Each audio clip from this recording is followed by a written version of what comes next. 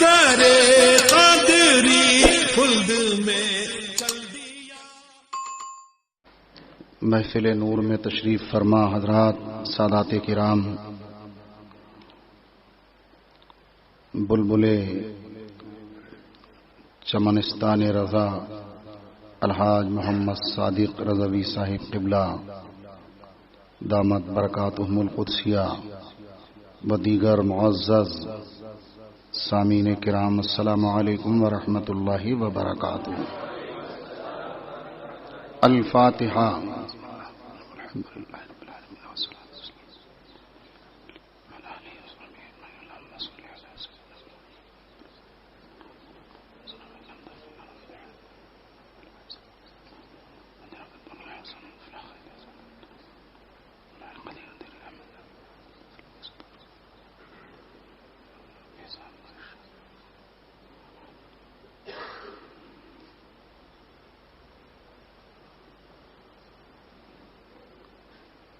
رب اشرح لي صدري ويسر لي امري واحلل عقدة من لساني يفقهوا قولي اللهم صل على سيدنا لا اله الا الله محمد رسول الله صلى الله عليه وسلم۔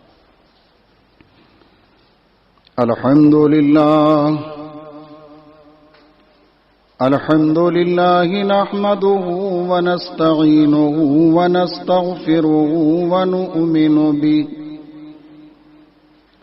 ونؤمن به ونتوكل عليه، ونعوذ بالله من شرور أنفسنا ومن سيئات أعمالنا،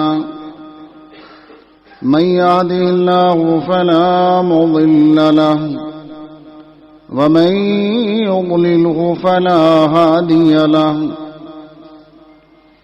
ونشهد أن لا إله إلا الله وحده لا شريك له، ونشهد أن سيدنا ونبينا ومولانا محمدا عبده ورسوله، أما بعد فأعوذ بالله من الشيطان الرجيم، بسم الله الرحمن الرحيم، يا أيها الناس قد جاءكم برهان من ربكم وأنزلنا إليكم نورا مبينا، آمنت بالله صدق الله مولانا العلي العظيم، وصدق رسوله النبي الأمين المختار الكريم، ونحن على ذلك لمن الشاهدين والشاكرين، والحمد لله رب العالمين۔ نہایت ہی ادب و احترام کے ساتھ ہم سب مل کر اپنے اور ساری کائنات کے آقا حضور رحمت عالم نور مجسم ارواحنا فدا ہو جناب محمد الرسول اللہ صلی اللہ تعالی علیہ وسلم کی بارگاہ رحمت پناہ میں درود شریف کی نظریں بلند آواز سے پیش کرنے کی سعادتیں حاصل کریں۔ اللہم صلی علی سیدنا مولانا محمد وعلی آلہ واصحابہ وبارک وسلم صلاۃ و سلاما علیک یا رسول اللہ صلی اللہ تعالی علیہ وسلم۔ سب سے پہلے درود شریف کی فضیلت ہی ایک روایت کی روشنی میں سماعت فرما لیں۔ یہ روایت علماء اہل سنت نے اپنی کتابوں میں کچھ اس طرح نقل فرمائی جس کا مفہوم یہ ہے، ایک شخص کو دیکھا، راوی کہتے ہیں کہ ہم نے دیکھا کہ وہ کعبہ شریف کا طواف کر رہا ہے تو بھی اپنے نبی پر درود ہی پڑھ رہا ہے۔ یہاں آگے بڑھنے سے پہلے ایک بات میں عرض کر دوں کہ اللہ پاک ہم سبوں کو بار بار کعبۃ اللہ شریف کے طواف کی توفیق عطا فرمائے، حج و عمرہ کی برکتوں سے اللہ سارے ایمان والوں کو مالا مال فرمائے۔ تو کبھی جانا جب بھی حاضری نصیب ہو تو ظاہر سی بات ہے کہ طواف کرتے وقت آپ کے علم میں ہے کہ بھئی حجر اسود پہ پہنچو تو یہ دعا پڑھو، ادھر پہنچو تو یہ پڑھو، یہاں تو یہ ہے نا. لیکن اگر کوئی دعا یاد نہ بھی ہو اس وقت، دعائیں یاد کرنا چاہیے، اچھی بات ہے، تو گھبرانے کی کوئی ضرورت نہیں ہے. بزرگوں نے فرمایا بس اپنے نبی پر درود ہی پڑھتے رہا کرو. اللہ کی رحمت سے امید ہے کہ اللہ پاک اور دعاؤں مانگنے سے بھی زیادہ اللہ عطا فرما دے گا، ہے نا، اور دعاؤں سے بھی زیادہ اللہ عطا فرما دے گا، وہ کریم ہے. اب رہی بات یہ کہ وہ ہر جگہ پر اپنے نبی علیہ الصلوۃ والسلام پر درود ہی پڑھ رہے تھے وہ، اور راوی کہتے ہیں کہ ہم نے تو دیکھا، ساتھی ہوں گے ان کے، کہ وہاں بھی درود پڑھا، عرفات کے میدان میں دیکھو تو بھی درود شریف کی کثرت، مزدلفہ میں دیکھا تو درود شریف کی کثرت، ہر جگہ درود ہی درود پڑھ رہے تھے وہ. تو ہم سے رہا نہ گیا تو ہم نے پوچھا ان سے کہ یہ بتاؤ کیا علماء سے سنا ہے یا کہیں لکھا ہوا ہے یا کوئی خاص وجہ ہے؟ ہم کوئی اور دعا پڑھتے تمہیں نہیں دیکھ رہے ہیں، تم صرف اپنے آقا علیہ الصلوۃ والسلام پر درود شریف ہی پڑھ رہے ہو، آخر کوئی خاص وجہ ہے کیا؟ جواب دیا انہوں نے، بھئی آپ نے پوچھا ہی ہے تو میں بتا دیتا ہوں، اس کے پیچھے ایک واقعہ پوشیدہ ہے. کہا کہ کیا؟ تو انہوں نے بتایا کہ میں اپنے والد کے ساتھ حج کو آ رہا تھا، والد صاحب ساتھ میں تھے. اب یہ ہوا کہ دوران سفر والد صاحب کا انتقال ہو گیا. انتقال ہوا تو خیر ٹھیک ہے بھئی، موت کا وقت متعین ہے، جہاں بھی آ جائے، کل نفس ذائقۃ الموت. لیکن دکھ اس بات کا ہوا کہ موت آنے کے بعد ان کا چہرہ بگڑنے لگا. اللہ کی پناہ، اللہ محفوظ رکھے اس بلا سے. اللہ سارے ایمان والوں کے چہروں کو اپنی رحمت سے اپنے حبیب پاک صلی اللہ علیہ وسلم کے صدقے، ان کے محبوبان بارگاہ خصوصاً سرکار غوث پاک رضی اللہ تعالی عنہ کے صدقے اللہ یہاں بھی چمکتا رکھے، میدان قیامت میں بھی چمکتا رکھے. اس کے کرم کی بات اب یہ ہوا کہ وہاں چہرہ بگڑنے لگا، بلکہ جو روایت میں نے پڑھی اس میں تو یہ ہے کہ بالکل گدھے جیسی مشابہت ہو گئی چہرے کو. اللہ کی پناہ. اب آپ سوچئے کہ کس قدر ان پر گراں گزر رہا ہوگا. بھئی بیٹا تو بیٹا ہے نا، کس قدر گراں گزر رہا ہوگا ان پر. وہ کہتے ہیں بڑی پریشانی کا عالم، ایک تو سفر، ساتھی کوئی نہیں، آگے نکل گئے وہ لوگ، اب میں اور وہ. اب سوچوں کسی راگینوں سے کہوں گا بھئی دفن کرنا ہے، ہاتھ بٹا دو، یا کہیں سے آبادی سے بلا کر کے لاؤں، چہرہ دیکھیں گے تو لوگ گھبرا جائیں گے. اس طریقے کا ہو گیا. تو وہ بلا کہ پریشانی کے عالم میں ایسے کر کے آدمی کبھی کبھی ہوتا ہے نا، گھٹنوں میں سر رکھ کے آدمی پریشان ہوتا ہے تو بیٹھ جاتا ہے، کبھی نیچے سر رکھ کے. وہ کہتے ہیں کہ میں بھی بیٹھ گیا، اور جب بیٹھا تو آنکھ لگ گئی، اور جیسی آنکھ لگی تو اچانک میں نے دیکھا کہ ایک دم حسین چہرے والے کوئی تشریف لائے ہیں، صلی اللہ علیہ وسلم صلی اللہ علیہ وسلم صلی اللہ علیہ وسلم تشریف لائے ہیں. اور تشریف لانے کے بعد میں نے چادر ڈھانک دی تھی چہرے پر، اس لیے کہ میں خود گھبرا رہا تھا. اب میں عالم خواب میں ہوں، اس لیے کہ آنکھ لگ چکی ہے نا. کہا کہ چہرے سے انہوں نے چادر کو ہٹایا، اور اس روایت میں تو صرف اتنا ہے کہ انہوں نے محبت بھری نگاہ سے چہرے کو دیکھا، صرف محبت بھری نگاہ ڈالی. ان کی نگاہ کرم کا یہ عالم ہوا کہ میرے والد کا چہرہ میں عالم خواب میں دیکھ رہا ہوں کہ ابھی تو وہ حالت تھی اور ابھی تو بالکل چاند کی طرح چمکنے لگا. جیسے چودھویں کا چاند روشن ہوتا ہے نا، ایسا چہرہ روشن ہو گیا. انہوں نے چادر کو پھر ایسے ہی کیا اور وہ تشریف لے جانے لگے. عالم خواب میں ہوں، میں نے عرض کر دیا کہ آپ نے اتنا بڑا کرم فرمایا ہے مجھ پر اس وقت، آپ یہ تو فرمائیں کہ ہے کون آپ؟ تو جیسے ہی پوچھا تو انہوں نے کہا میں شفیع مجرمہ ہوں صلی اللہ علیہ وسلم. ظاہر سی بات ہے، گناہگاروں کی شفاعت کرنے والا ہوں، اور میرا ہی نام ہے محمد مصطفیٰ صلی اللہ علیہ وسلم. گویا کہ فرمایا سرکار نے میں ہی تیرا نبی محمد ہوں صلی اللہ علیہ وسلم. کہا تو عرض کر دیا کہ حضور میرے والد کا چہرہ اتنا بگڑا کیوں، کیا وجہ تھی؟ تو سرکار نے فرمایا کہ تیرے والد کا ایک گناہ بہت زبردست تھا، تیرا باپ سود کھایا کرتا تھا. اور انہوں نے فرمایا سود خوار کا چہرہ یا تو دنیا ہی میں بگڑ جاتا ہے، نہیں تو آخرت میں بگڑے گا. فرمایا گیا اللہ کی پناہ، اللہ کی پناہ۔ اس لیے مسلمانوں، اس لعنت سے آدمی کو ہر قیمت پر بچنا چاہیے۔ اللہ اگر غربت میں رکھے تو صبر کرو، اللہ دولت دے حلال کی تو اپنے رب کا شکر ادا کرو، لیکن حرام طریقے سے دولت کی طرف بھاگنا یہ مسلمان کی شان کے تو بالکل خلاف ہے۔ چاہے وہ دولت سود کی ہو، چاہے رشوت کی ہو، چاہے چوری کی ہو، کسی سے چھین کر کے ہو، کسی کو مار کر کے ہو، کسی کی دکان غصب کر کے ہو، کسی کا مکان غصب کر کے ہو، یہ دولت کہیں سے کہیں تک کام میں آنے والی نہیں ہے، اتنا آپ سمجھ لیں۔ میں چند جملے عرض کروں گا ابھی، لیکن پہلے یہ عرض کر دوں، حضور علیہ الصلوۃ والسلام نے فرمایا تیرا باپ سود کھایا کرتا تھا، اور سود خوار کا چہرہ یا تو دنیا میں بگڑ جاتا ہے، نہیں تو آخرت میں بگڑے گا، اللہ کی پناہ۔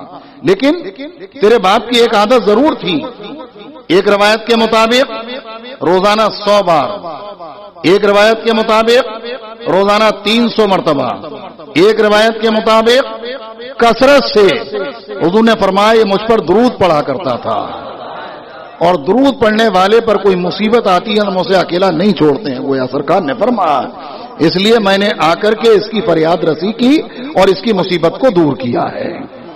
اللہ ہم سبوں کو کثرت سے درود و سلام پڑھنے کی توفیق عطا فرمائے۔ پڑھیے درود شریف بآواز بلند، اللہم صلی علی سیدنا مولانا محمد بارک وسلم، صلاۃ و سلام علیک یا رسول اللہ صلی اللہ تعالی علیہ وسلم۔ ظاہر سی بات ہے کہ اس مسجد میں ہونے والے پروگرام کی آواز میں سمجھ رہا ہوں کہ دور تک پہنچ رہی ہے۔ بظاہر یہاں کم لوگ ہیں، مسجد کے حساب سے الحمدللہ کم بھی نہیں ہے، ماشاءاللہ اچھا مجمع ہے، لیکن بظاہر اگر کم ہیں تو میں سمجھتا ہوں کہ ہزاروں آدمی اس آواز کو بحمدللہ سن رہے ہیں، اور یہ لائق صد مبارکباد ہے اس کے لیے جماعت رضائے مصطفیٰ کے ذمہ داران، محنتیں کوششیں کر رہے ہیں۔ اس وقت تو چلو بہت ساری جگہوں پر پروگرام، لیکن جب کہیں نہ تھا تو بھی ان حضرات کی کوشش سے اللہ کا کرم، خصوصی طور پر ہمارے ساجد بھائی کی کوششیں الحمدللہ اس دور میں بھی جاری و ساری رہا۔ اللہ ان پروگرام کو قیام قیامت جاری و ساری رکھے۔ جماعت رضائے مصطفیٰ کے زیر اہتمام جو دین و سنیت کی خدمات کر رہے ہیں نوجوان آپ دیکھ رہے ہیں، اللہ انہیں بھی سلامت رکھے، اور سننے والوں آنے والوں کو بھی اللہ دنیا آخرت کی سلامتیوں سے مالا مال فرمائے۔ تو بہرحال میں عرض کر رہا تھا کہ آپ نے دیکھا حج کے سفر میں ہے، لیکن پھر بھی سود جیسے گناہ کی لعنت سے دوچار ہونا پڑا۔ حالانکہ حج کا سفر کتنا مبارک ہے، آدمی اگر حج کے سفر میں مر جائے تو حدیث پاک شاہد عدل ہے کہ قیامت تک اسے حج کرنے کا ثواب ملتا رہے گا۔ حج کے سفر میں مرنا کوئی معمولی موت نہیں ہے، بہت عظیم موت ہے وہ۔ لیکن آپ ذرا سوچئے کہ سود ایسا گناہ ہے کہ حج کے سفر میں ہوتے ہوئے بھی اس کے وبال سے دوچار تو ہونا پڑا، یہ تو ہم نے جانا، اور کیوں نہ ہو، اس لیے کہ بھئی اتنا بڑا گناہ ہے یہ۔ ایک حدیث پاک کے مطابق مفہوم حدیث میں عرض کر رہا ہوں کہ اگر کسی نے 1 درہم سود کا کھایا تو اتنا بڑا گناہ ہے یہ، معاذ اللہ 36 بار اپنی ماں سے بدکاری کرنے سے بھی زیادہ برا ہے۔ اللہ کی پناہ، لوگ آسان سمجھتے ہیں جیسے چاہے بس مالدار ہو جائے آدمی، دولت آئے جدھر سے بھی آئے، چھین کے آئے، مار کے آئے، ظلم سے آئے، کیسے بھی آئے، دھوکہ دے کے آئے، معاذ اللہ دولت آئے، کس کام کی دولت ہے وہ آپ ذرا سوچو۔ کیا آپ کو معلوم نہیں حدیث پاک میں موجود ہے؟ بہت سے لوگ سمجھتے ہیں بھئی دولت آ گئی ہمارے پاس حرام کی، لیا تو صدقہ ہے، خیرات ہے، عمرے پہ عمرہ، حج پہ حج، بیواؤں کی شادی بھی کرا رہے ہیں، چھٹی پہ دیگیں بھی پک رہی ہیں، 11ویں پہ دیگیں بھی پک رہی ہیں، 12ویں پہ دیگیں بھی پک رہی ہیں، لنگر بھی ہو رہا ہے. میں منع نہیں کرتا، سنی لنگر نہ کرے گا تو کون کرے گا، یہ ہمارا حق ہے الحمدللہ. لیکن حلال کمائی سے، یہ ہمیشہ یاد رکھیں، حرام کمائی سے صدقہ و خیرات کرنا ایسا ہی ہے جیسے کسی کا کپڑا ناپاک ہو جائے اور وہ اپنے ناپاک کپڑے کو پیشاب سے دھوئے. آپ سوچئے تھوڑا سا کپڑا ناپاک ہو گیا، کوئی ناپاکی لگ گئی اس پہ. اب کوئی اگر پیشاب سے دھوئے گا تو ناپاکی بڑھے گی یا گھٹے گی بتائیے آپ. اگر وہ ناپاکی اتنی جگہ میں لگی ہے تو پیشاب تو یہاں تک پہنچے گا، ناپاک کر دے گا نا. اس لیے صدقہ و خیرات ہو، جو بھی نیک کام ہو، اگر حرام کمائی سے ہے تو وہ درجہ قبولیت کو نہیں پہنچے گا، منہ پہ مار دیا جائے گا، بلکہ ببال بنا کر کے اسی کے گلے میں ڈال کر کے کہیں ایسا نہ ہو کہ جہنم میں ڈال دیا جائے. کام کرو، اچھے ضرور کرو، لیکن حرام طریقے سے نہ ہو. حرام کی کمائی اللہ کی پناہ. فرمایا گیا اور جو لعنتیں ہیں نا وہ تو ٹھیک ہے، لعنت تو ہے، گناہ تو گناہ ہے، ٹھیک تو کچھ بھی نہیں ہے برا ہی.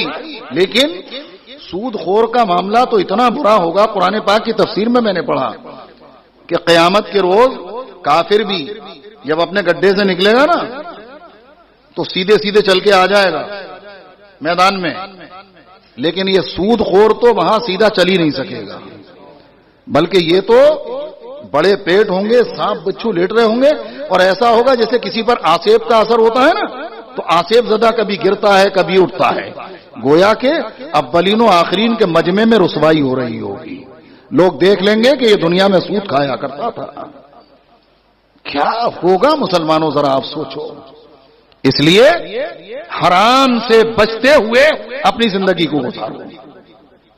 یہ منع نہیں ہے، دولت جمع کرنا منع نہیں ہے. اللہ پاک دے حلال طریقے سے خوب جمع کرو. ارے بھائی جمع نہیں کرو گے تو نیک کام کہاں سے کرو گے؟ کہاں سے مسجد کا تعاون کرو گے؟ کہاں کے مدارس کا تعاون کرو گے؟ کہاں سے غریبوں کا سہارا بنو گے؟ دولت ہوگی تو بہت سارے نیک کام کرنے کا موقع ملے گا، بلکہ اللہ کی رضا کے لیے خرچ کرنے والوں کے لیے تو قرآن عظیم کی تفسیر میں موجود، بلکہ قرآن پاک کی آیت میں موجود ہے. جو اولیاء کرام کے لیے بشارت ہے نا، لا خوف علیہم ولا هم یحزنون، وہی اللہ کی رضا کے لیے خرچ کرنے والوں کی بھی بشارت دی گئی ہے.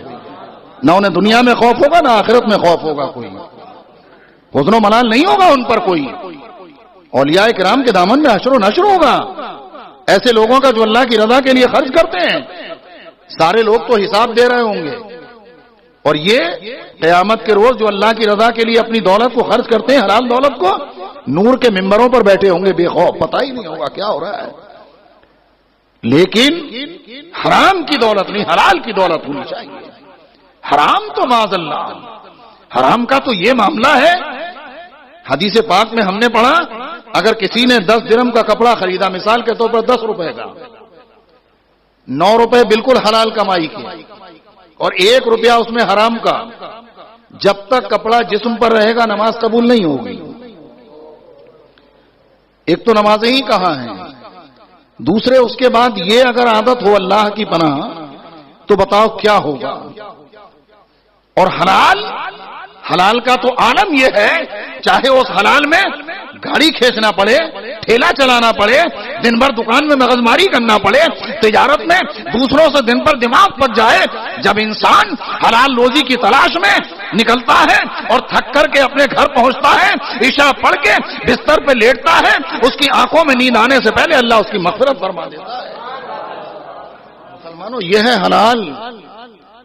آپ دیکھ رہے ہیں حرام اور سود تو ہم نے اپنی آنکھوں سے، آپ نے بھی دیکھا ہوگا، کہیں نہ کہیں ضرور مشاہدے میں آتا ہے. جو اپنے زمانے میں سیٹ کہلاتے تھے نا، ہم نے یہ دیکھا کہ مرتے وقت جس میں کیڑے پڑتے ہوئے دیکھے اللہ کی پناہ. اور جو ان کی بیویاں سیٹھانی کہلاتی تھیں، ہم نے دیکھا کہ مرنے کے بعد وہ دولت ایسی ختم ہوئی، ایسی بگڑی کہ اس کی بیوی روڈ پر بھیک مانگتی ہوئی بھی نظر آئی ہے. یہ آپ سمجھ لیجئے، اگر زندگی میں جس نے سود لیا وہ اگر خوش بھی رہا کسی وجہ سے معاذ اللہ، اس لیے ہو سکتا ہے اس کی اور سخت پکڑ ہونے والی ہو تو اس کی اولاد برباد کر دے گی، وہ کام آنے والی دولت نہیں ہے. اس لیے حرام سے ہر قیمت پر بچو اور حلال اختیار کرو، تھوڑا ہو یا زیادہ۔ کوئی کہے کہ دولت جمع کرنا، میں کہتا ہوں دولت جمع کرنا برا نہیں ہے۔ اگر دولت جمع کرنا برا ہوتا تو سیدنا عثمان غنی اتنے مالدار کیوں ہوتے؟ آپ ذرا سوچو، کون کہتا ہے کہ دولت جمع کرنا برا ہے؟ اور بہت سارے لوگ کہتے ہیں کہ ارے بھائی جس کے پاس دولت ہے وہ فقیر کیسے ہو سکتا ہے، ولی کیسے ہو سکتا ہے؟ معاذ اللہ۔ کیا کہو گے سرکار عثمان غنی کو؟ مجھے بتا دو آپ۔ ارے اپنے زمانے کے رئیس اعظم ہیں، آپ ذرا دیکھیے تو صحیح، بڑے سے بڑا ولی غوث قطب ابدال بھی ان کے درجے کو نہیں پہنچ سکتے۔ آپ کہہ رہے ہیں ولی کیسے ہو سکتا ہے؟ دولت والا؟ حلال طریقے سے دولت کماؤ، اگر نہ کماؤ گے تو اللہ کی رضا میں خرچ کہاں سے کرو گے؟ حضرات صرف سرکار عثمان غنی کی بات ہی کیا، اولیاء کرام میں دیکھ لو، سرکار امام اعظم اپنے وقت کے رئیس اعظم ہیں الحمدللہ، کم دولت تھی ان کے پاس۔ خود جن کی محفل میں آپ تشریف فرما ہے یہ بھی تو سرکار غوث اعظم بھی تو رئیس اعظم ہے الحمدللہ، کوئی معمولی دولت والے ہیں؟ سرکار غوث پاک رضی اللہ تعالیٰ ہمیشہ صدقہ مانگو، یہ اللہ غوث پاک کا صدقہ دے دے، امام اعظم کا صدقہ دے دے، سیدنا عثمان غنی کا صدقہ دے دے، تو لیکن حرام نہیں ہونا چاہیے۔ حضرت عبداللہ ابن مبارک رضی اللہ عنہ فرماتے ہیں مجھے یاد آیا کہ مجھے شعبے کا ایک درم، آپ غور کیجئے گا ذرا، شعبے کا ایک درم اس کے مالک کو واپس کر دینا اللہ کی راہ میں 100 درم صدقہ کرنے سے زیادہ پیارا ہے۔ فرماتے ہیں اگر کسی کا 1 روپیہ نکلتا ہے نا، آپ 100 خرچ مت کرو، اس پر آپ کی پکڑ نہیں ہوگی، لیکن کسی کا اگر 1 روپیہ بھی اپنی طرف نکلتا ہے نا اور وہ نہ دیا یا اس سے معاف نہ کرایا تو اس پر تو پکڑ ہونا ہے، آپ یاد رکھو۔ اس لیے اپنی جان پر کچھ لے کر جانے کی ضرورت نہیں ہے، حرام سے ہر قیمت پر بچنا ہے۔ حضرت سعد ابن ابی وقاص رضی اللہ تعالیٰ بارگاہ رسالت میں حاضر ہیں، سرکار دعا فرما دیں اللہ مجھے مستجاب الدعوات بنا دے، جو دعا کروں اللہ قبول فرما لے۔ حضور فرماتے ہیں سعد حلال روزی اختیار کرو۔ کیا ان کی روزی حرام تھی؟ ارے بھائی عشرہ مبشرہ صحابہ کرام میں سے ہیں، تو مطلب کیا ہوا؟ سرکار انہیں نصیحت فرما کر ہم صحابہ کرام کے غلاموں کو نصیحت فرمانا چاہتے ہیں۔ ان کی روزی تو حلال ہی تھی، لیکن اس کے بعد بھی اس قدر محتاط ہو گئے تھے حضرت سعد ابن ابی وقاص رضی اللہ تعالیٰ عنہ کہ ہم نے پڑھا جب ان کے جانوروں کے لیے جنگل سے چارہ لایا جاتا نا، چارہ، تو حال یہ ہوتا کہ اس چارے میں اگر بازو والے کھیت میں سے اگر کوئی بال یا کوئی پیڑ جو چارے کے ہوتے تھے اگر وہ آ گیا تو اپنے جانوروں کو بھی وہ چارہ نہیں کھلاتے تھے، بلکہ وہ بال یا کوئی گھاس وغیرہ جو ہوتی وہ جا کر کے اس کے مالک کے حوالے کیا کرتے تھے۔ یہ عالم تھا۔ یہاں رسوائی تو ہوگی تھوڑی، اگر کسی کا کچھ حق ہم پہ آ گیا ہے نا، اگر ہم اس کے پاس جائیں گے بھائی ہمیں معاف کر دو ہمارے پاس نہیں ہے، یا پھر تم جب لے لینا ہوگا ہم دے دیں گے، تھوڑی رسوائی لگے گی، لیکن قیامت کی رسوائی سے بچ جاؤ گے مسلمانوں۔ اس لیے یہاں کی رسوائی کو رسوائی مت سمجھو، یہاں ہو جائے جو ہو جائے، قیامت کے دن اللہ اپنے کرم سے ہم سبوں کی مغفرت فرما دے، بس وہاں کے لیے انتظام کرو۔ تو میں عرض کر رہا تھا کہ سود یہ بہت بری لعنت ہے، مسلمانوں کو ہر قیمت پر اس سے بچنا ہے۔ بہت سارے لوگوں نے تو یہ بھی سمجھ لیا، بات پر بات نکلتی ہے کہ بھائی 5 لاکھ تم ڈالو، 5 لاکھ ہم ڈالتے ہیں، 5 لاکھ 50 لاکھ اکٹھا کیا اور اکٹھا کرنے کے بعد لوگوں کو دینا شروع کر دیا، اپنے کو کچھ نہیں، 5000 مہینے پہ دینا، پیسہ بھی کھڑا ہے 5000 مہینے پہ بھی لے رہا ہے۔ پوچھو تو کیا ہے، ارے بھائی وہ ہے نا انٹرسٹ ملتا ہے، فائدہ ملتا ہے۔ کیا تم کو معلوم نہیں شریعت کا فیصلہ کیا ہے؟ ہر وہ قرض جو نفع لائے وہی سود ہے، فرمایا گیا ہر وہ قرض جو نفع لائے وہ سود ہے۔ آپ کے 5 لاکھ اس پر باقی ہیں، 5000 مہینے کے آپ لے رہے ہو، اس کے نقصان میں آپ شریک نہیں، وہ بھلے ڈوبے یا اچھلے آپ کو مطلب نہیں، یہ کھلا ہوا سود ہے مسلمانوں، اس کی قطعاً اجازت نہیں۔ شریعت نے اس کے لیے راہیں رکھی ہیں، ایسا نہیں ہے کہ راہیں نہیں رکھی ہیں، بھائی شریعت نے راہ رکھی ہے۔ آپ کو اگر ایسا کرنا ہے تو اس طریقے سے مت کرو، آپ اپنی رقم کو بیچ دو، فتاوی مصویہ شریف میں بھی موجود ہے مسئلہ صراحت کے ساتھ۔ 5 لاکھ کی رقم ہے آپ کی، آپ کہو یہ میری 5 لاکھ کی رقم ہے، یہ میں اسے 6 لاکھ میں بیچوں گا، آپ کی مرضی چاہے تو لے لو، سامنے والا وعدہ کرے گا بھائی میں تمہیں اس طریقے سے یہ دوں گا، ادھار خرید لے، وہ ادھار ہے جبھی تو خریدے گا، آپ کی رقم ہے، آپ نے 6 لاکھ میں اسے بیچ دی، اس نے خرید لی۔ اب اس کے بعد اس نے 1 سال کا وعدہ کیا، اگر وہ 1 سال سے آگے بڑھتا ہے تو آپ کو 6 لاکھ سے 1 روپیہ بھی اوپر لینے کی اجازت نہیں ہوگی، وہ 10 سال میں دے گا تو بھی اتنا ہی لوگے آپ۔ بھائی ایسا کہ جیسے میرا رومال ہے، یہ میں رومال کہوں میں 20 روپے میں بیچوں گا، آپ کی مرضی ہو تو لے لو، ایسی وہ بھی کاغذ ہے، نوٹ جو ہے کاغذ کا ہے نا، اس کو خریدنا بیچنا جائز ہے۔ کیا ضرورت ہے کہ تم سود کی راہ سے کمانے کی کوشش کرو؟ شریعت نے جائز راہ رکھ دی ہے، اگر تمہاری طاقت ہے تو خرید و فروخت کرو اور اللہ اس میں دے تو اسے کماؤ، نہ تمہارا سود ہوگا، وہ جائز کمائی میں شمار ہو جائے گا۔ تو اس طریقے سے کرو۔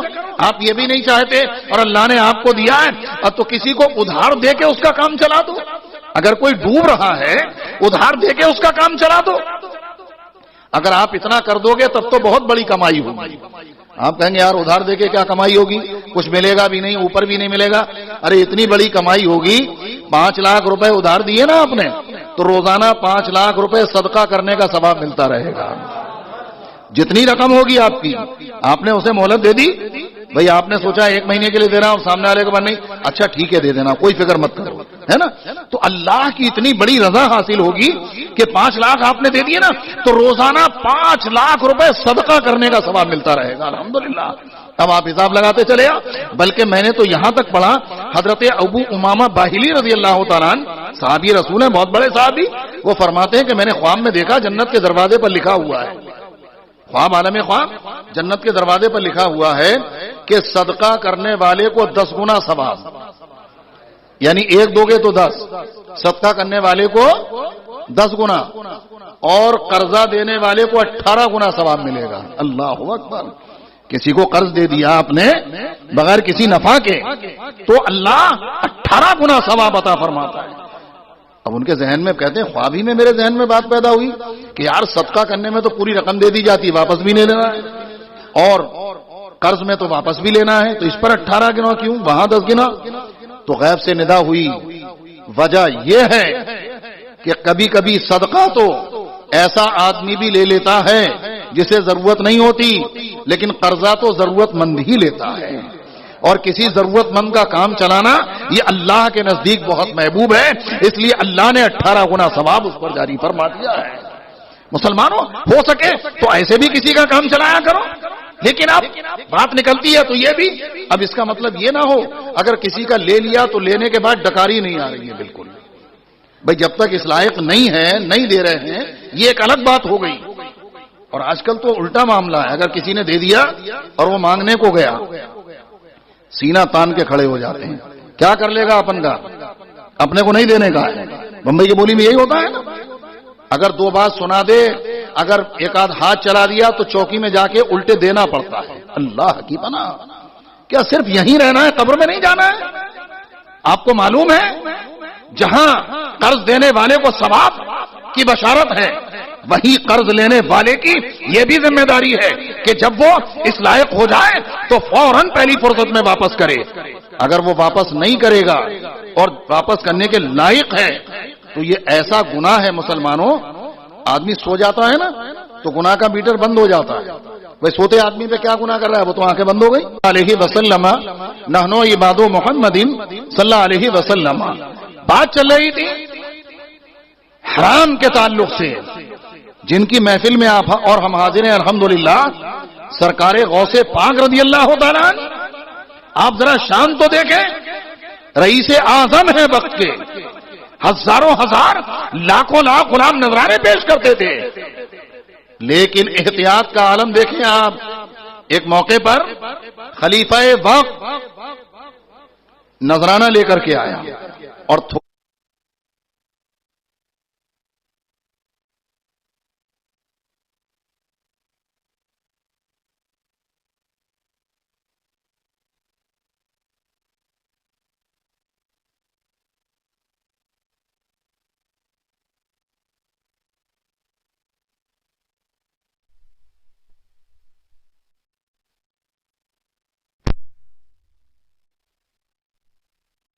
عبداللہ ابن عباس رضی اللہ تعالیٰ عنہما سرکار کے سگے چچا داد بھائی، بہت بڑے بزرگ، علم کا پہاڑ، نبوی شریف میں جلوہ فرما ہے، مسجد نبوی شریف میں، اور حالت اعتکاف میں ہیں، حالت اعتکاف میں مسجد نبوی شریف۔ ایک شخص آیا اور آنے کے بعد حضرت کے سامنے آ کر کے بیٹھ گیا۔ اب حضرت عبداللہ ابن عباس صاحب بصیرت، صاحب بصارت، جیسا کہ برا نہیں لیکن حرام سے ہو تو سب برا ہے، حلال سے ہو تو سب کچھ اچھا ہے۔ حلال کے ذریعے سے غوث پاک کی نیاز اپنے گھر میں بیٹھ کر 11 روپے کی شیرینی پہ بھی دلا دو گے، انشاءاللہ وہ بھی غوث پاک کی بارگاہ میں قبول ہوگی۔ حرام کی دولت سے لاکھوں لوٹا دو گے تو منہ پہ مار دیا جائے گا، ہمیشہ یاد رکھو۔ اس لیے غوث پاک کی مبارک محفل کے یہ درس بھی ہمیں لے کر کے اٹھنا ہے۔ درود شریف سنائیے بآواز بلند۔ اللہ رب محمد صلی اللہ علیہ وسلم، نحنو عباد محمد صلی اللہ علیہ وسلم۔ حضرات، آج کی مبارک شب اور کل کا جو میرا موضوع تھا، ان دونوں سے میں منسلک ہونے کی کوشش کروں۔ ظاہر سی بات ہے کہ حضور علیہ الصلوۃ والسلام کی ایک شان بیان ہو رہی تھی اور سرکار کی طاقت کے بارے میں بات ہو رہی تھی۔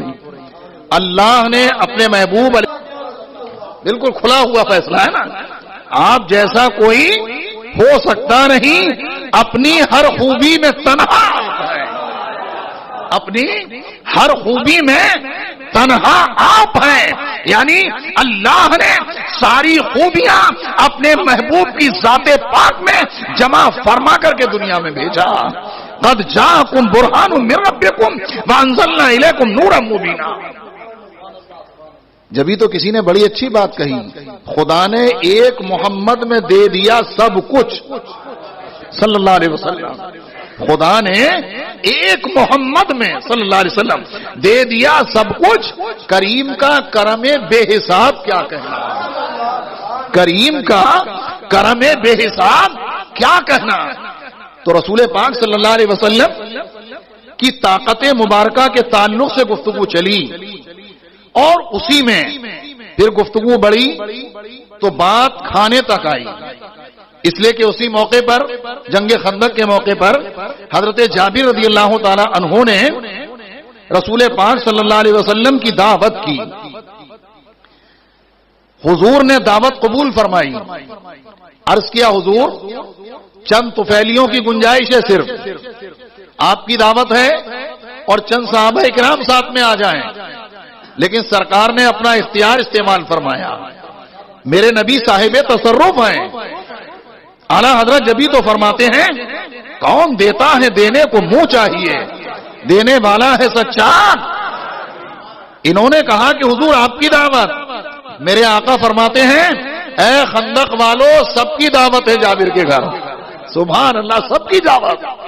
خندق میں کتنے لوگ ہوں گے اور وہاں کھانا کتنا پک رہا تھا بھی، کتنا کھانا تھا؟ ایک سیر جو کا آٹا یا کم و بیش اور ایک بکری کا چھوٹا سا بچہ، وہ کھانے کی تیاری وہاں پر۔ حضرت جابر رضی اللہ تعالیٰ عنہ نے جب اتنا سنا گھبرا گئے۔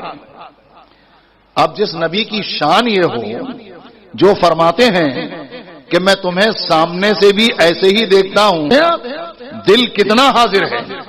گویا سرکار کی نگاہ ظاہر پر بھی ہے، سرکار کی نگاہ باطن پر بھی ہے۔ اعلیٰ حضرت جبھی تو فرماتے ہیں اور کوئی غیب کیا تم سے نہا ہو بھلا، جب نہ خدا ہی چھپا تم پہ کروڑوں درود۔ تو سرکار جب سب کچھ دیکھتے ہیں تو حضرت جابر رضی اللہ تعالیٰ عنہ کی گھبراہٹ کہاں سے چھپ جاتی؟ اور گھبرانا تو کوئی ایسا تو ہے نہیں کہ بھائی کوئی ڈھکی چھپی بات تھی۔ ارے بھائی کھانا واقعتاً گھر پہ کم پک رہا تھا اور سرکار نے فرمایا سب کی دعوت، گھبرانا فطری بات تھی۔ جو نبی زمین پر تشریف فرما ہو کر عرش اعظم کو دیکھے، جس نبی کے غلام غوث اعظم غریب نواز بغداد شریف میں رہ کر، اجمیر شریف میں رہ کر لوہے محفوظ کو دیکھیں تو نبی کے دیکھنے کا عالم کیا ہوگا؟ سرکار پر حضرت جابر کی گھبراہٹ پوشیدہ نہ رہ سکی. آقا فرماتے جابر ایک کام کرو، سیدھے گھر جاؤ، گھر جا کر بیوی سے کہنا کہ جب تک میں نہ پہنچوں روٹی پکانا شروع مت کرو، آٹا گوندھ کے رکھ لو، ہانڈی چولہے پہ ہے چڑھی رہے، اتارنا مت جب تک میں نہ پہنچوں. اللہ اکبر. تمام صحابہ کرام کو لے کر کے سرکار حضرت جابر کے یہاں تشریف فرما. ادھر حضرت جابر تو پہلے پہنچ گئے نا گھر. بیوی نے پوچھا کیا حال ہے؟ بند کرنا. اچھا درود شریف پڑھیے بابا دے بولا اللہ رب محمد صلی اللہ علیہ وسلم نحن عباد محمد صلی اللہ علیہ وسلم. بھائی جب اجازت مل جاتی ہے تو 10-5 منٹ بڑھ بھی جاتے ہیں. اور آج کی شب تو تیسری شب ہے. کون سی شب ہے؟ تیسری شب کو کس سے نسبت ہے بولو؟ خاتون جنت رضی اللہ تعالیٰ عنہا سے. بھلے ہم کچھ ہی منٹ چلیں گے ان کی بارگاہ میں عالم تصور میں حاضری دیں گے انشاءاللہ. غوث پاک کے صدقے رضی اللہ تعالیٰ عنہ. حضرات اب میں یہ واقعہ پورا نہ کرتا تو آپ کہتے کہ بھئی کل وعدہ کیا تھا نا. اب حضرت جابر اپنے گھر پہنچے رضی اللہ تعالیٰ عنہ. بیوی نے کہا دعوت کر دی. انہوں نے پیغام دے کر کے بھیجا تھا، بہت چپکے سے کہنا جا کر، اس لیے کہ تھوڑا سا کھانا ہے. کہا غضب ہو گیا ہے. کہا کیا ہوا؟ کہا کہ میں نے دعوت کری، حضور نے سارے صحابہ سے کہہ دیا. اللہ اکبر. تو کہا کہ تم نے کہا ہوگا سارے صحابہ سے کہنے کو. بھائی بعض بیویاں تو اندر تک کی بلیں نکالتی ہیں نا. کہا کہ تم نے کہا ہوگا. کہا کہ نہیں میں نے نہیں کہا ہے، میں نے تو یہی کہا تھا کہ حضور آپ کی دعوت ہے اور چند طفیلیوں کی گنجائش ہے بس سرکار. تو کہا پھر؟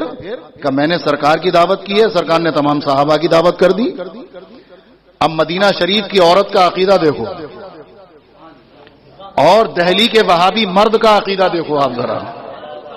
آپ ذرا دیکھو بھائی، مدینہ شریف کی ایک عورت صحابیہ رضی اللہ تعالیٰ عنہ اور دہلی کا وہابی مرد اسماعیل دہلوی. ذرا فرق دیکھیں آپ.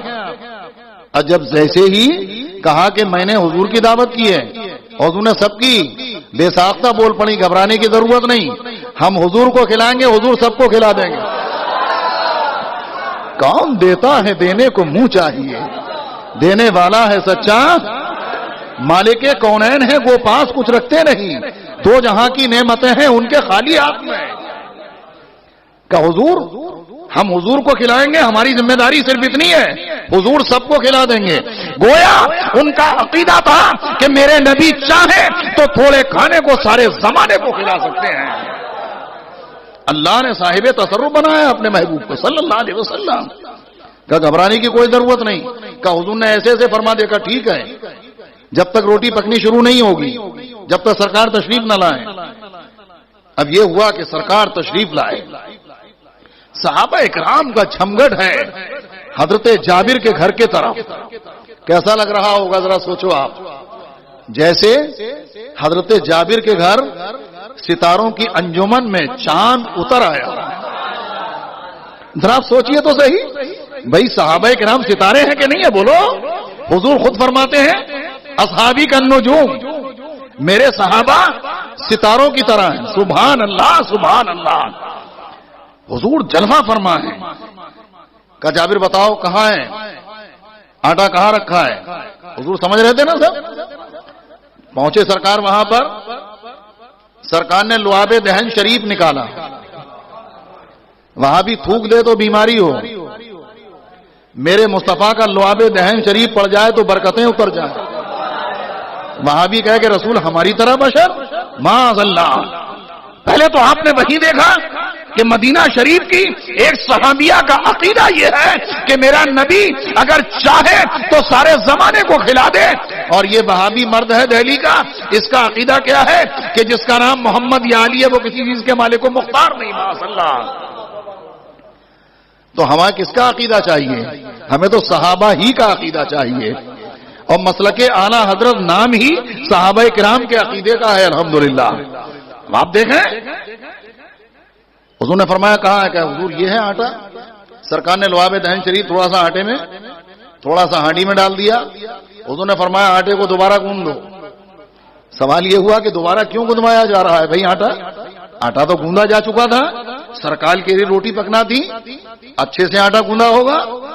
دوبارہ اس لیے کہ آٹے کے ذرے ذرے میں لعاب دہن شریف کی برکتیں پہنچ جائیں، کوئی برکتوں سے محروم نہ رہے۔ حضور نے فرمایا ہانڈی کو جھانک کے دیکھنا مت، نکالتے جانا، دیتے جانا، اور ایسا کرو اب ایک سیر ہوگا یا دو سیر بھی آٹا ہو تو پہلے کی زمانے عورتیں ہم نے دیکھا 5-5 کلو آٹا لے کے بیٹھ جائے تو چولہے پہ روٹیاں پکا دے۔ یہ تو آج کل کا زمانہ ہے کہ روٹی پکانا بھاری، ہوٹل ہی سے آنا ہے، اللہ ماشاء اللہ سب کی بات تو نہیں، لیکن بہرحال اب وہاں حضور نے فرمایا ایسا کرو محلے کی کچھ عورتوں کو بلا لو، سبحان اللہ، تاکہ روٹی پکانے میں مدد کر دیں۔ ایک سیر آٹا، 2 سیر آٹا محلے کی عورتوں کو، اللہ اکبر۔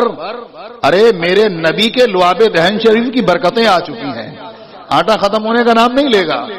محلے کی عورتیں آ گئیں، روٹیاں پکنا شروع، روٹیاں پک رہی ہیں، سالن نکالا جا رہا ہے، صحابہ کرام کو بٹھایا جا رہا ہے، تازہ تازہ روٹیاں ساتھ میں بوٹیاں، الحمدللہ آتی جا رہی ہیں، صحابہ کھاتے چلے جا رہے ہیں پیٹ بھر بھر کے، الحمدللہ۔ ایک جماعت کھا رہی ہے، دوسری کھا رہی ہے، تیسری کھا رہی ہے، چوتھی کھا رہی ہے، اس لیے کہ جگہ کے حساب سے ہی تو بٹھایا گیا ہوگا۔ صحابہ کرام کھاتے جا رہے ہیں، تمام صحابہ کرام نے سیر ہو کر کے کھانا کھا لیا۔ انہوں نے فرمایا کہ محلے کی عورتوں کو بلا لو، تو میرا تو عقیدہ یہ بول رہا ہے کہ 2-4 عورتیں بلائی گئی ہوں گی، 10-5 سارے مدینے شریف کی عورتیں بھی مل کر کے پکاتی تو آٹا ختم نہیں ہوتا، اس لیے کہ آٹے کو رسول پاک کے لعاب دہن شریف کی برکتیں مل چکی ہیں۔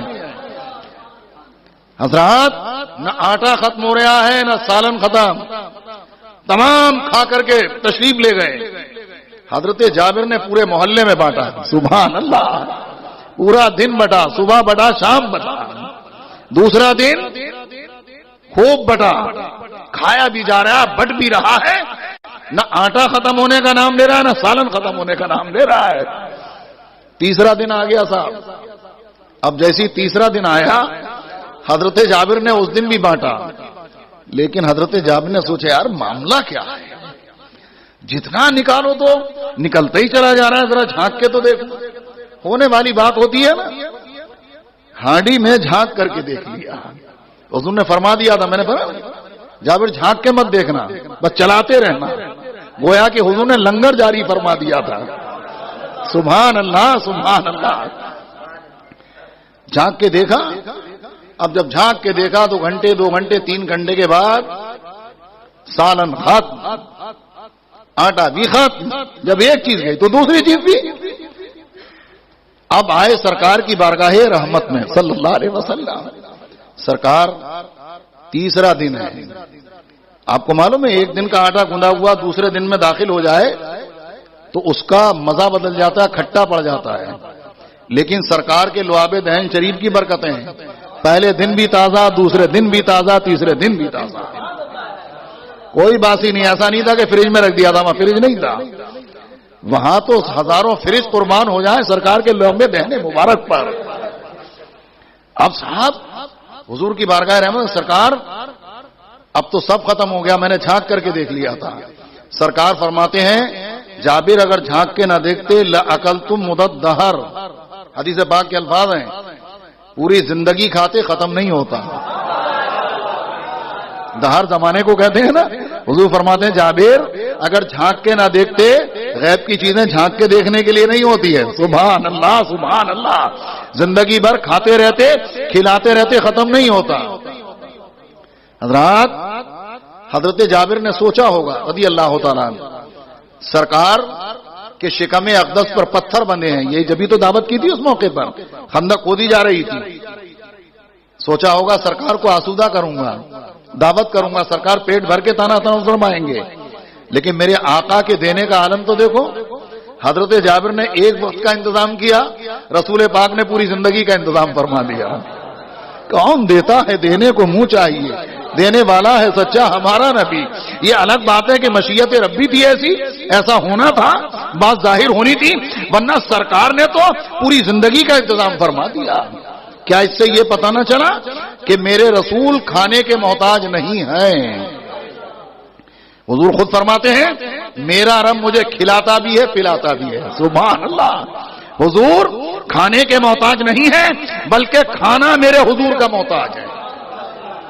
کھانا میرے حضور کا محتاج ہے. میرے سرکار نے کھانا اس لیے تناول فرمایا تاکہ کھانے کو عزت مل جائے, کھانے کو رفت مل جائے, کھانے کو بزرگی مل جائے. یہ کھانا کوئی دوسرے کو کھلائے تو جنت میں جانے کا سبب ہو جائے. کل بات یہی چل رہی تھی, آپ کے علم میں ہوگا. کھانے کو بزرگی, کھانے کو عزت. حضرات ظاہر سی بات ہے کہ اس موضوع سے بھی نہ ہٹوں اور خاتون جنت کی بارگاہ میں بھی حاضری دے لوں. بات کھانے کی چل رہی ہے نا اور دعوت کی چل رہی ہے. آئیے خاتون جنت کی بارگاہ رحمت میں چلتے ہیں. سرکار حسنین کریمین کی طبیعت شریف ہو گئی علی. صحابہ کرام دیکھنے کے لیے آئے, عادت کے لیے مشورہ دیا, علی ایک کام کرو رضی اللہ تعالیٰ, کوئی منت مان لو تاکہ شہزادوں کو اللہ جلدی شفا عطا فرما دے. 3 روزے رکھنے کی منت مان لی. اے اللہ میرے شہزادوں کو شفا ہوگی 3 روزے رکھوں گا. خاتون جنت نے دیکھا, انہوں نے بھی منت مان لی.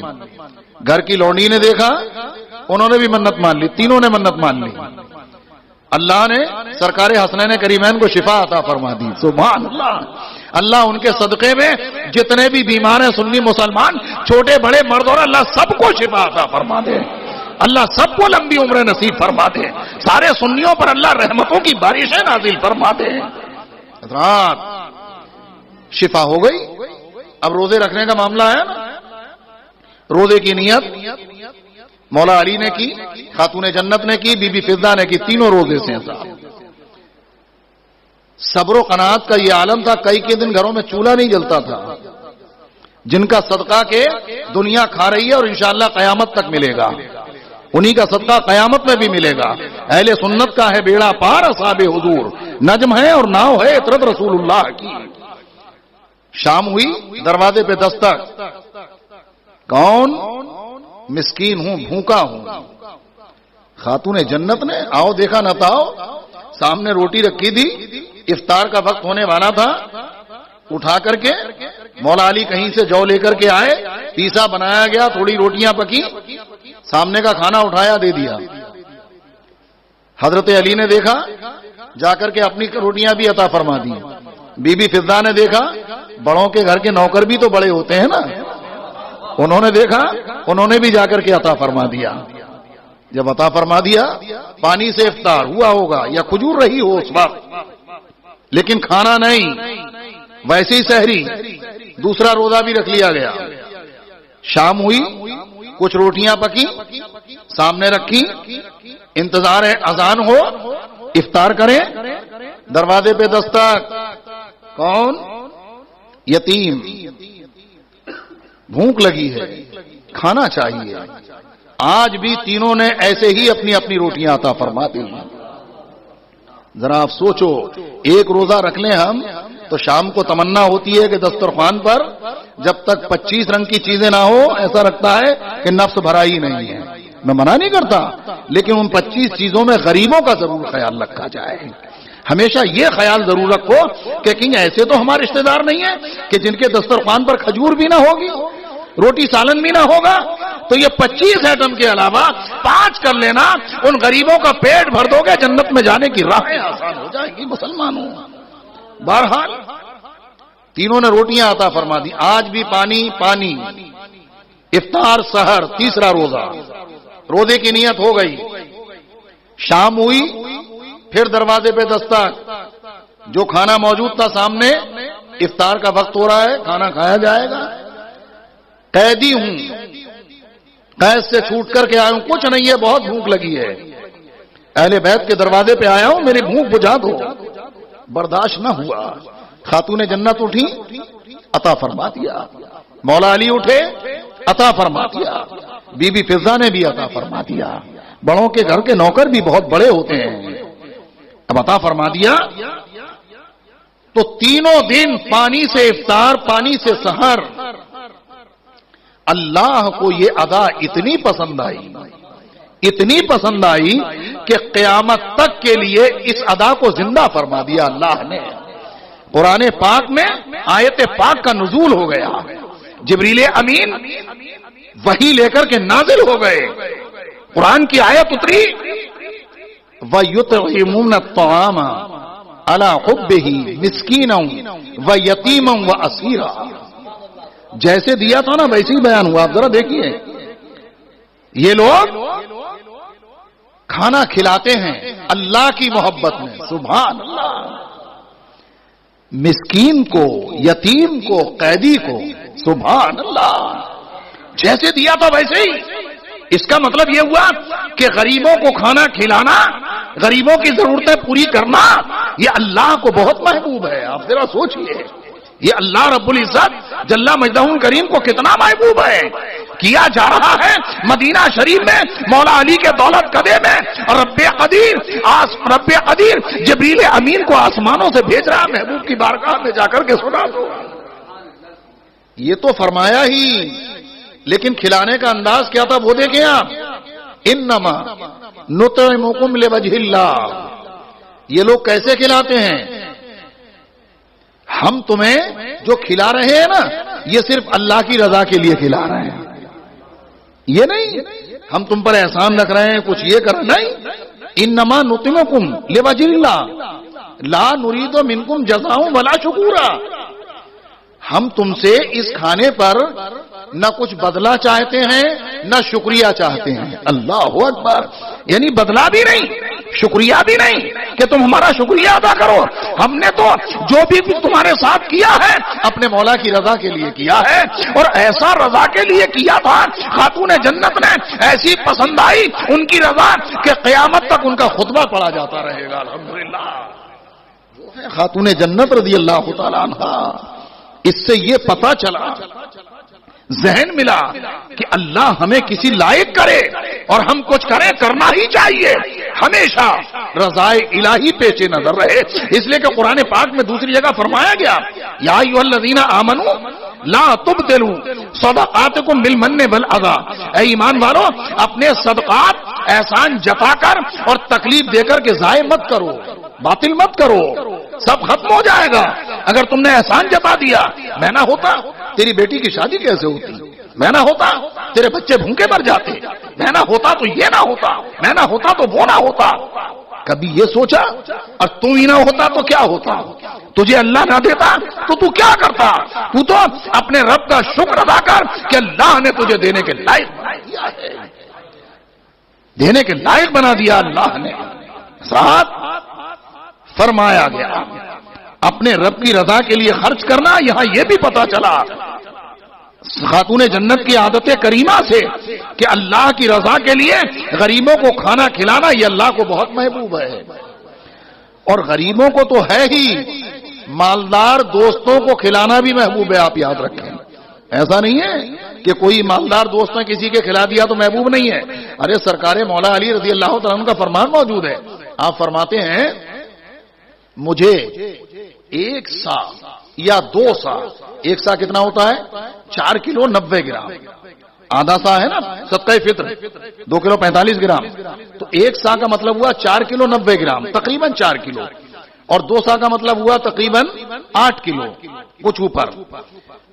آپ فرماتے ہیں مجھے 1 سا یا 2 سا کھانے پر، یعنی اتنا کھانا تیار ہو، اتنے غلے کا، اتنے آٹے وغیرہ کا، مقصد کھانے پر اپنے دوستوں کو جمع کرنا، بازار جا کر غلام خرید کر آزاد کرنے سے زیادہ پسند ہے. آپ ذرا سوچئے، ایسا نہیں ہے کہ اب مولا علی کے دوستوں میں ایسا نہیں خریدتے، مالدار بھی تو تھے نا الحمدللہ. تو ایسا نہیں ہے کہ کھلانا، بھائی غریب کو کھلانا تو ثواب ہے، اگر آپ اپنے دوست احباب کو بھی کھلائیں گے اور کھانے کا اہتمام کریں گے تو انشاءاللہ الکریم اس پر بھی مولا کائنات کی سنت پہ عمل کرنے کا ثواب ملے گا. معمولی بات ہے، بازار جاؤں، غلام خریدوں، آزاد کروں، اس سے بھی زیادہ محبوب ہے. اور کیوں نہ ہو، اس لیے کہ انہوں نے رسول رحمت علیہ الصلوۃ والسلام کو فرماتے ہوئے سنا ہی ہوگا یقیناً. میرے آقا فرماتے ہیں علیہ الصلوۃ والسلام، تم میں بہتر وہ ہے جو کھانا کھلائے اور سلام کو عام کرے. انہوں نے فرمایا بہتر، دنیا بہتر کہے کہ نہ کہے کوئی گھبرانے کی ضرورت نہیں، میرے نبی نے بہتر فرما دیا ہے. جس میں دو عادتیں ہوں، لوگوں کو کھانا کھلانے کی عادت اور سلام کو عام کرنے کی عادت. یہ نہیں کہ ہم بڑا دیکھیں جب بھی سلام کریں. ارے ہم سے چھوٹا ہے سامنے پڑ گیا، کوشش کریں کہ ہم ان سے پہلے سلام کر لیں. اگر کوئی ایمان والا ہے، یہ نہیں کہ جان بوجھ کے، اگر معلوم ہے ایمان والا ہے ہمارے تعلقات نہیں ہیں تو بھی سلام کر لو اگر سنی مسلمان ہے. ہاں سلام ہم اسے ہرگز نہیں کریں گے جو ہمارے نبی پر سلام نہ پڑھتا ہو. بھئی یہ تو قاعدے کلیہ ہے. نبی پر سلام کرنے کو شرک ہے معاذ اللہ، سنیوں سے سلام کریں گے؟ پڑوسی نے سلام کر لیا تو کیا ہوا؟ معاذ اللہ. جو ہمارے نبی کا نہیں ہے وہ ہمارا نہیں ہے. آپ یاد رکھو اس معاملے میں ذرا بھی سودا نہیں ہوگا کسی سے.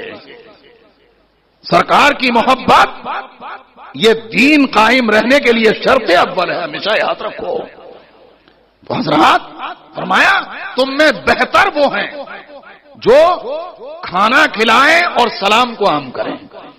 اور کہیں تو میرے آقا علیہ الصلوۃ والسلام نے فرمایا مغفرت کو واجب کر دینے والے امور میں سے، امور یعنی امر کی جمع کام، یعنی جن کاموں سے اللہ اپنے ذمہ کرم پر اپنے بندے کی مغفرت واجب کر لیتا ہے، اپنے کرم سے مغفرت واجب کر دینے والے امور میں سے لوگوں کو کھانا کھلانا اور سلام پھیلانا ہے. فرمایا گیا یعنی یہ دو عادتیں اتنی محبوب ہیں.